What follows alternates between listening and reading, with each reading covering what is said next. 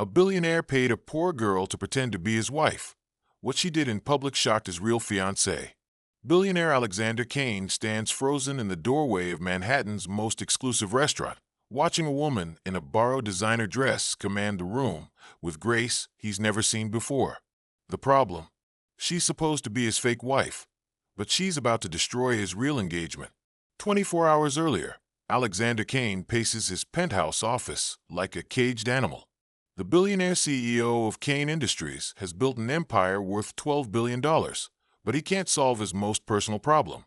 "Sir, your mother called again," his assistant Marcus says, hovering by the door. "She's expecting to meet your wife at the charity auction tomorrow night." Alexander runs his hands through his perfectly styled hair. "I know what she's expecting." For 3 years, he's been telling his traditional Korean mother that he's married to avoid her endless matchmaking attempts.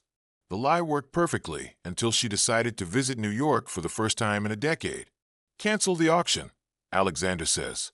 "Sir, you're the guest of honor. The mayor will be there. The governor. Half the fortune, 500.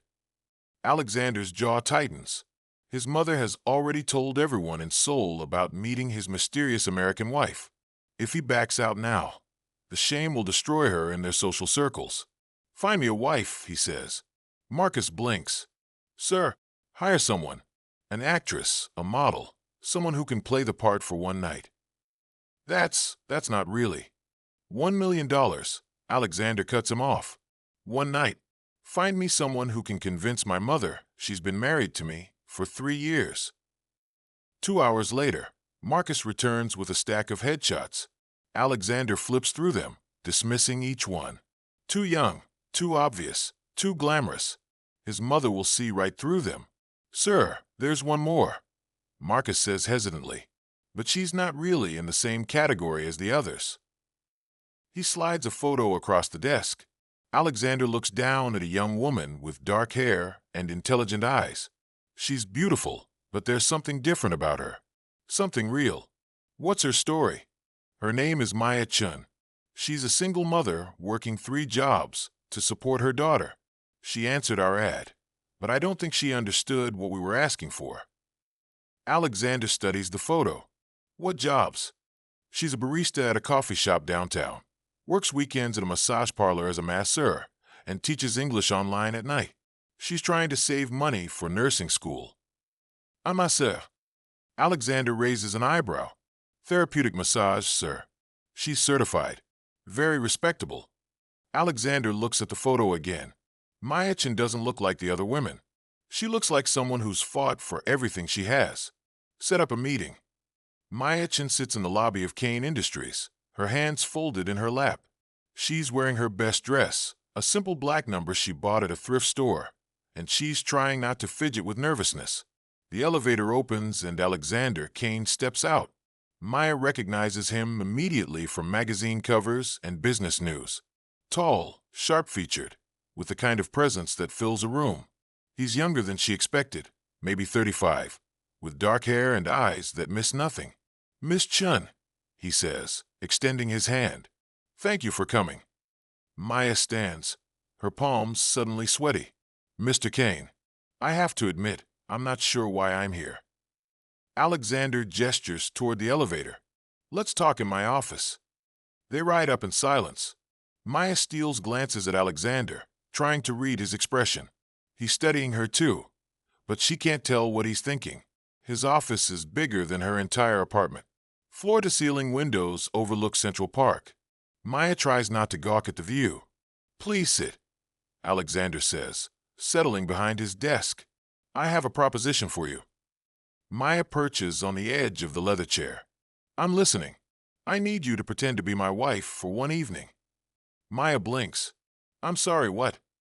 "Tomorrow night, there's a charity auction. My mother will be there. She believes I'm married, and I need someone to play the part." "You want me to lie to your mother?" "I want you to attend an event with me. Let people assume we're married. Nothing more." Maya stands up. "I think there's been a misunderstanding. I'm not that kind of person." "What kind of person?" "The kind who pretends to be someone's wife for money." Alexander's expression doesn't change. I'll pay you $1 million. Maya sits back down hard. 1 million. For one evening. 5 hours, maximum.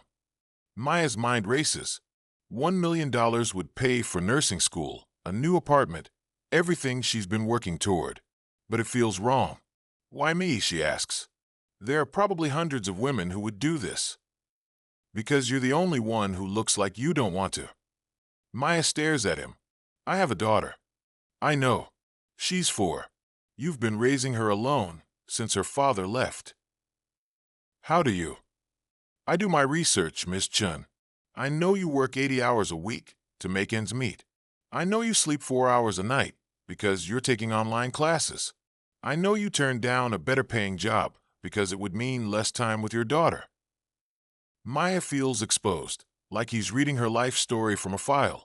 My mother is very traditional, Alexander continues. She would respect a woman who works hard, who sacrifices for her family. She would believe I married someone like you. Someone like me? Someone real. Maya looks out the window at the city below. All those people living their lives, struggling to get by. Just like her. $1 million could change everything. What would I have to do?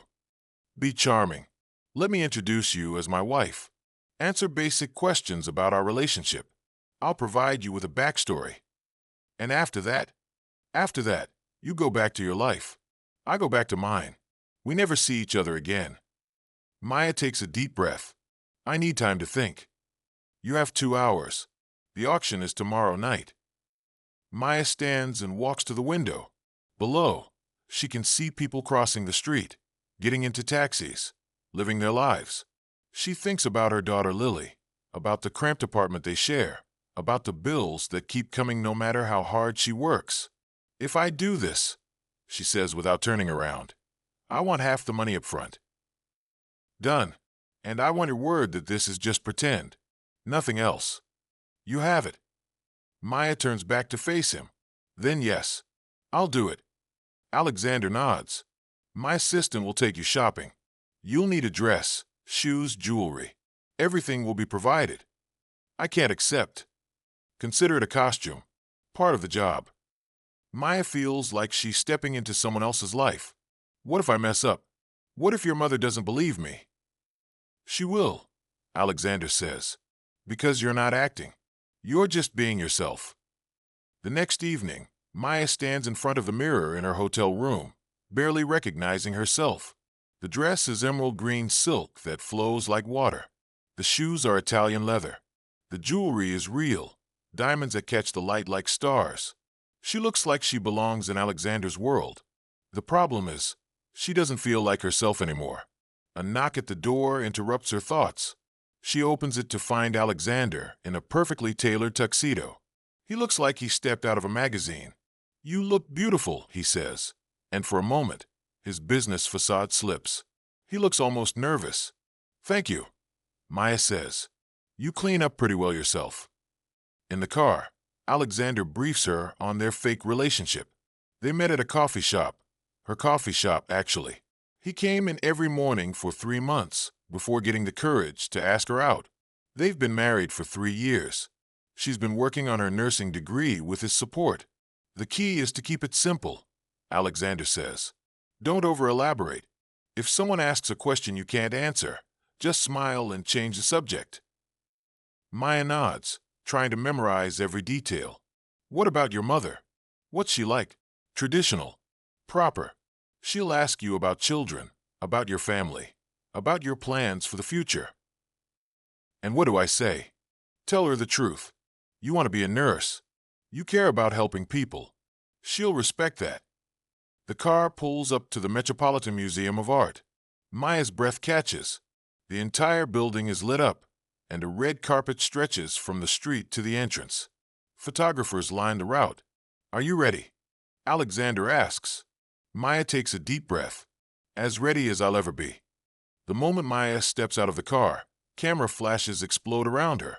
Alexander takes her arm, and she tries to remember to smile. They walk the red carpet together, and Maya feels like she's floating. Inside, the museum has been transformed into a glittering ballroom. Crystal chandeliers cast rainbow light across marble floors. Women in designer gowns move through the crowd like exotic birds. Alexander, darling. Maya turns to see a stunning blonde woman approaching. She's wearing a white dress that probably costs more than Maya's annual salary. Her smile is perfect, practiced. Victoria, Alexander says, his voice carefully neutral. Victoria's eyes sweep over Maya, cataloging every detail. And you must be the famous wife we've all been dying to meet. Maya extends her hand. Maya Kane, it's nice to meet you. Victoria's grip is firm, competitive. Victoria Ashford, I'm Alexander's business partner, among other things. Maya catches the emphasis on other things and glances at Alexander. His jaw is tight. Victoria and I work together occasionally, Alexander says. Nothing more. Victoria laughs. Oh, Alexander, always so modest. She turns to Maya. Did you know your husband and I were engaged once? Maya's stomach drops. Alexander didn't mention this. That was a long time ago, Alexander says quickly. Not that long, Victoria replies. What was it, 2 years? Right before you got married, actually. Maya forces a smile. Well, I'm glad it didn't work out. Otherwise, I might never have met him. Victoria's smile falters slightly. How romantic. How did you two meet? At my coffee shop, Maya says, sticking to the script. He was a regular customer. A coffee shop. Victoria's tone makes it sound like Maya said she worked at a landfill. How quaint. I think it's wonderful, says a new voice. Maya turns to see an elegant Korean woman approaching. She's in her 60s, with silver hair and kind eyes. There's nothing more beautiful than love that grows from friendship. Mother, Alexander says, his voice warming. I'd like you to meet Maya. Maya bows slightly, remembering Alexander's instructions about Korean customs. It's an honor to meet you, Mrs. Kane. Alexander's mother smiles. Please call me Alma. You're family now. Maya feels a stab of guilt. This woman is so warm, so genuine, and Maya is lying to her face. Your son has told me so much about you, Maya says. And he's told me nothing about you, Yama replies with a laugh. Men are hopeless at sharing important details. Tell me, what do you do? I'm studying to be a nurse, Maya says. I work at a coffee shop to pay for school. A nurse? How wonderful. The world needs more people who want to help others. Victoria clears her throat. Well, I should let your family catch up. Maya, I'm sure we'll be seeing more of each other. As Victoria walks away, Maya catches Alexander's expression. He looks relieved. She seems nice, Maya says quietly. She's not, Alexander replies. She's calculating and manipulative. Be careful around her. Yama takes Maya's arm. Come, dear. I want to hear all about how you tamed my stubborn son. They spend the next hour talking. Maya finds herself genuinely enjoying Alexander's mother's company. Yama is funny, intelligent, and clearly adores her son. She asks about Maya's daughter, her work, her dreams. You know, Yama says, I was beginning to think Alexander would never find someone who understood him. What do you mean? He's always been so focused on work, on proving himself. I worried he would end up alone, surrounded by people who only wanted his money. Maya glances across the room at Alexander, who's deep in conversation with a group of businessmen. He seems to have everything figured out. On the surface, yes, but inside, he's still the little boy who worked twice as hard as everyone else to prove he belonged. Maya feels another stab of guilt. She's deceiving this lovely woman, and worse, she's starting to care about Alexander in a way she shouldn't. The auction begins, and Maya finds herself seated at a table with Alexander, his mother, and several other wealthy couples. The items being auctioned are absurdly expensive. A week in a private villa in Tuscany, a rare vintage wine collection, a painting by a famous artist. When they announce the next item, Maya's breath catches. It's a scholarship fund for single mothers pursuing nursing degrees. The opening bid is $10,000, the auctioneer says. $50,000, Alexander says immediately. Maya stares at him. Alexander, you don't have to. $100,000, Victoria calls out from across the room. Maya's heart sinks. Victoria is bidding against Alexander, and Maya knows it's because of her. 200,000. Alexander responds. 300,000. Victoria counters. The room has gone quiet. Everyone is watching the bidding war between Alexander and Victoria. 500,000. Alexander says. Victoria hesitates. Maya can see her calculating whether it's worth it. 600,000. Victoria says finally. Alexander is about to respond when Maya puts her hand on his arm. It's okay, she whispers. Let her have it. Alexander looks at her in surprise. Maya, $1 million, Maya calls out, standing up. The room erupts in surprised murmurs. Alexander stares at her in shock. Miss Kane has bid $1 million, the auctioneer says. Do I hear any other bids? Victoria's face is white with rage. She knows she's been outmaneuvered. Going once, going twice. Sold to Ms. Kane for $1 million. Maya sits down, her heart pounding. She just bid the entire amount Alexander is paying her. Maya, Alexander says quietly. What are you doing? The right thing, she replies. Victoria appears at their table, her smile razor-sharp. How generous of you, Maya. Though I suppose when you're spending someone else's money, it's easy to be charitable. Actually, Maya says, standing up again, I'm spending my own money. The lie comes out smoothly, naturally. Maya reaches into her purse and pulls out her phone. I'd like to make a donation to the scholarship fund, she says loudly enough for nearby tables to hear. $1 million from my personal account. Alexander's eyes widen. He knows she doesn't have that kind of money. How wonderful, Victoria says. And what account would that be? Maya meets her gaze steadily. My trust fund, from my late grandmother. It's a complete fabrication, but Maya delivers it with such conviction that even Alexander almost believes her. I didn't know you had a trust fund, Yama says, surprised. I don't like to talk about it, Maya replies. Money should be used to help people, not to show off. Victoria's smile turns predatory. Of course, though I'm sure the auction house will need to verify the funds before. That won't be necessary, Alexander says, standing up. I'll cover the donation on Maya's behalf. She can reimburse me later. Maya looks at him gratefully. He's protecting her lie, even though it means he's out $2 million now. How romantic, Victoria says. Though I have to wonder, Maya, why you're working at a coffee shop if you have a trust fund? Because I believe in earning my own way, Maya replies. Money you don't work for has no value. Yama beams. Spoken like a true Kane. Alexander, you chose well. Victoria's smile finally cracks. Excuse me. I need some air. As Victoria walks away, Alexander leans close to Maya. We need to talk. They step onto a balcony overlooking Central Park. The city lights twinkle below them like fallen stars. That was incredible, Alexander says. But you just put us both in an impossible position.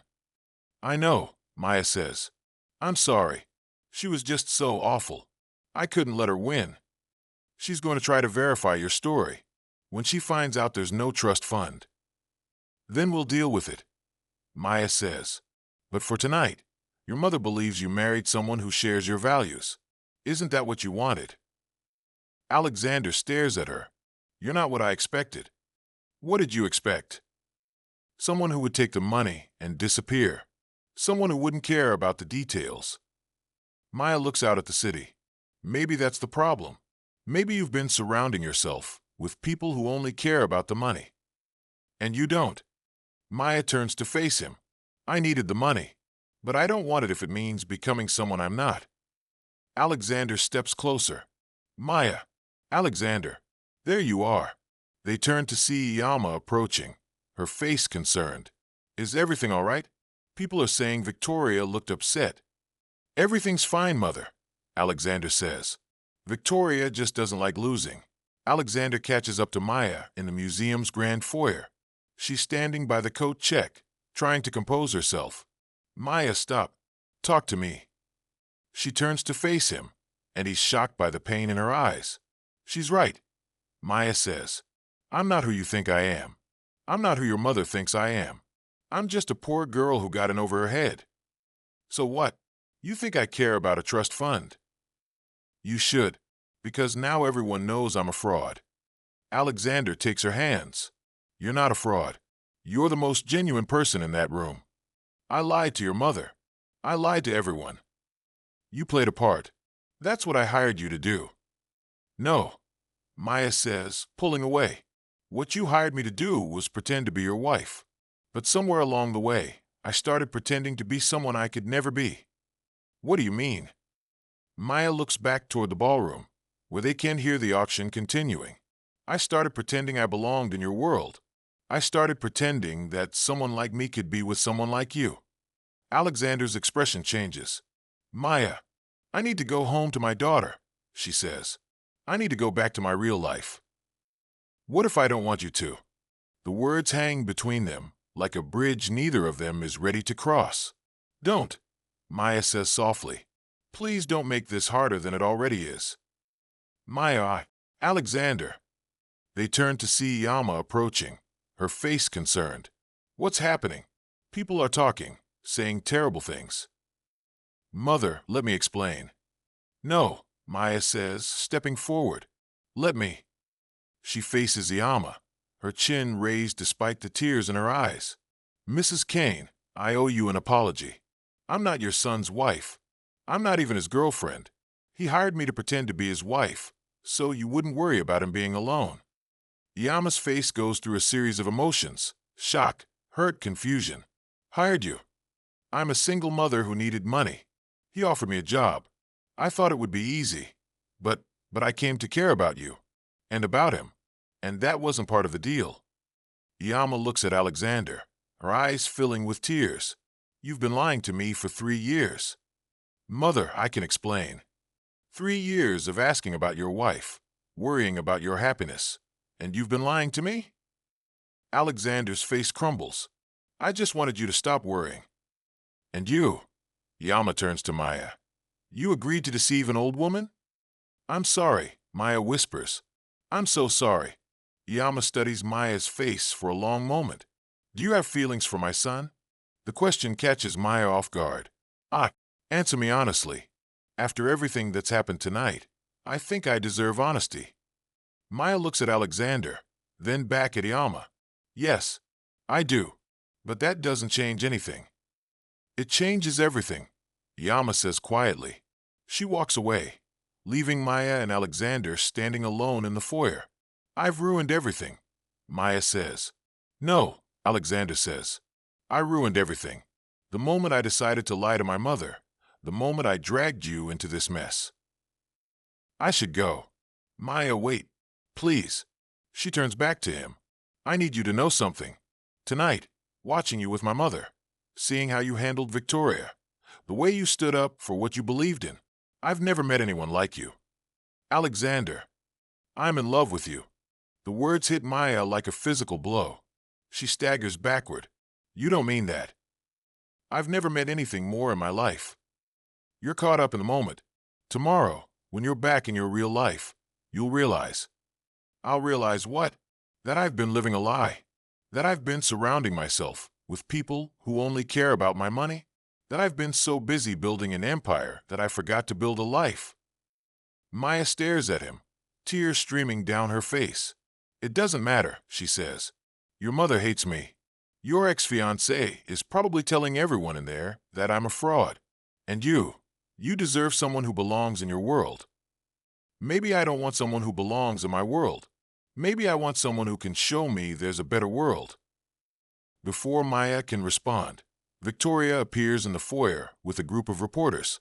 There she is, Victoria says loudly, the woman who just tried to defraud a charity auction. The reporters surge forward, cameras flashing. Maya shields her face with her hands. Miss Chun, is it true you don't have a trust fund? How long have you been pretending to be married to Alexander Kane? What was your plan? To blackmail him? Alexander steps in front of Maya, his face furious. Get away from her. Mr. Kane, did you know about the fake trust fund? Are you being blackmailed? Is your marriage legal? Alexander grabs Maya's hand and pulls her toward the side exit. They push through the crowd of reporters and out into the night. On the street, Maya collapses against a wall, sobbing. "I'm sorry," she says. "I'm so sorry. I've destroyed your reputation, your relationship with your mother, everything." Alexander kneels beside her. "Maya, look at me." She raises her head, her makeup streaked with tears. "Do you think I care about any of that? You should. Your business, your social standing. None of it matters without you. Alexander, marry me." Maya stares at him.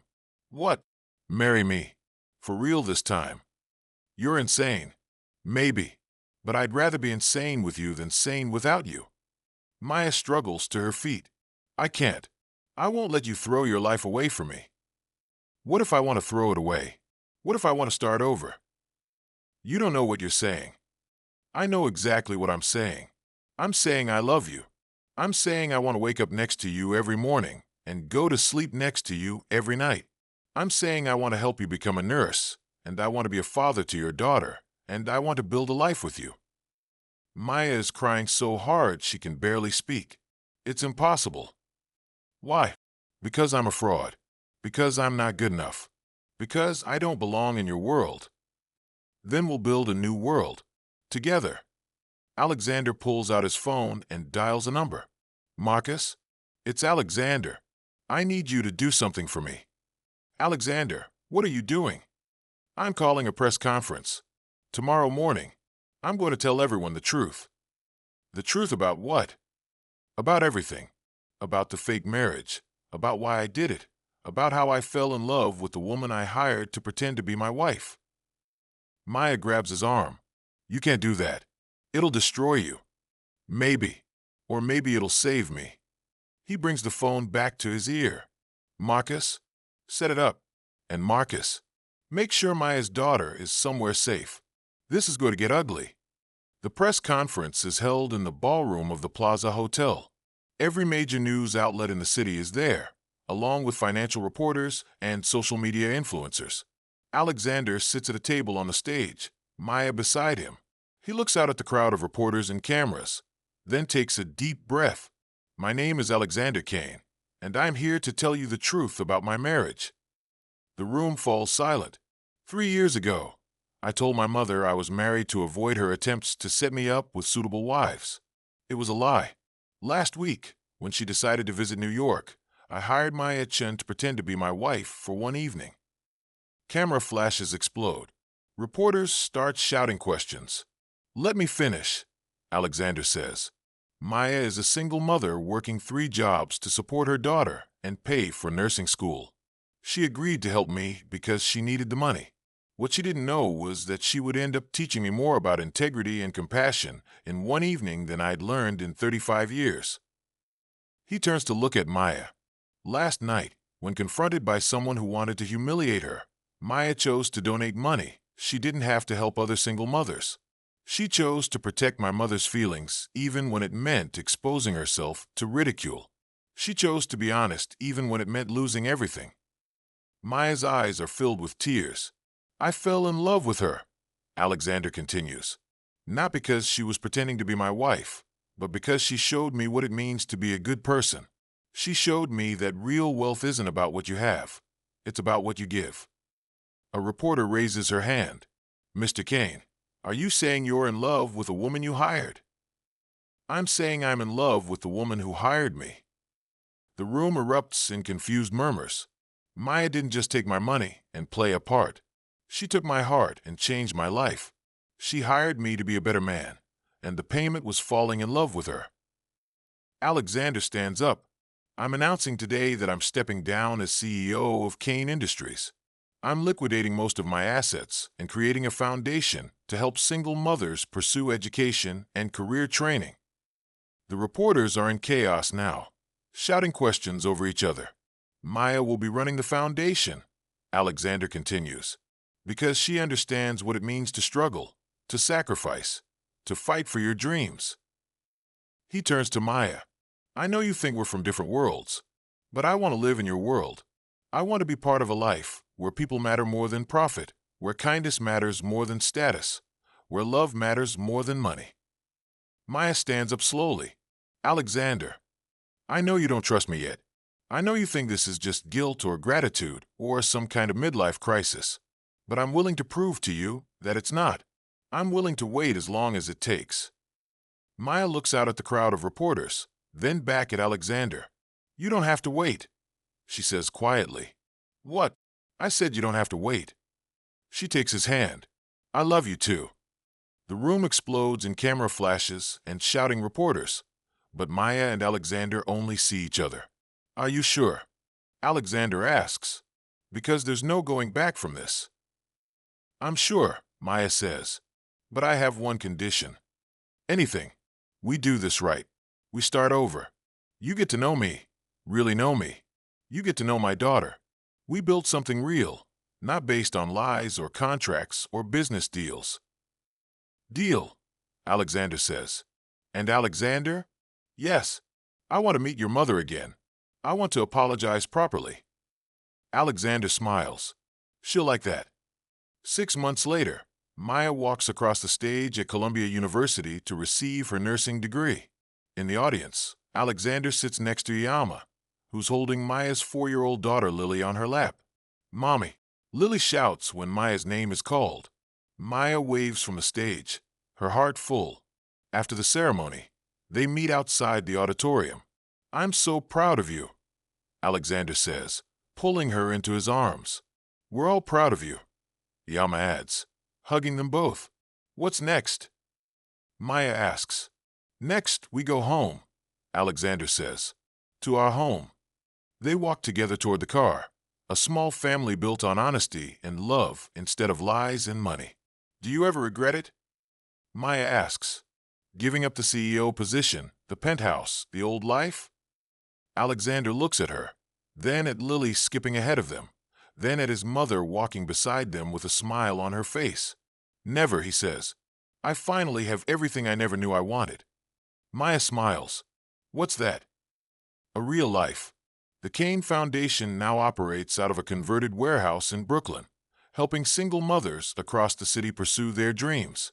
Maya works as a nurse 3 days a week and runs the foundation the other 2 days. Alexander volunteers at the foundation and teaches business classes at a community college. They're not billionaires anymore, but they're rich in ways that matter. Victoria Ashford tried to take over Kane Industries after Alexander left, but without his vision and leadership, the company struggled. She eventually sold her shares and moved to Los Angeles. Yama moved to New York permanently, living in a small apartment near Maya and Alexander. She babysits Lily and teaches her Korean, and has become the mother Maya never had. And Maya learned that sometimes the best job offers come disguised as the worst ones. Sometimes the biggest risks lead to the greatest rewards. And sometimes, pretending to be someone's wife can lead to actually becoming someone's everything. The fake marriage contract still sits framed in Alexander's office, a reminder of the day they both learned the difference between what you want and what you need. What they wanted was money and respectability. What they needed was each other.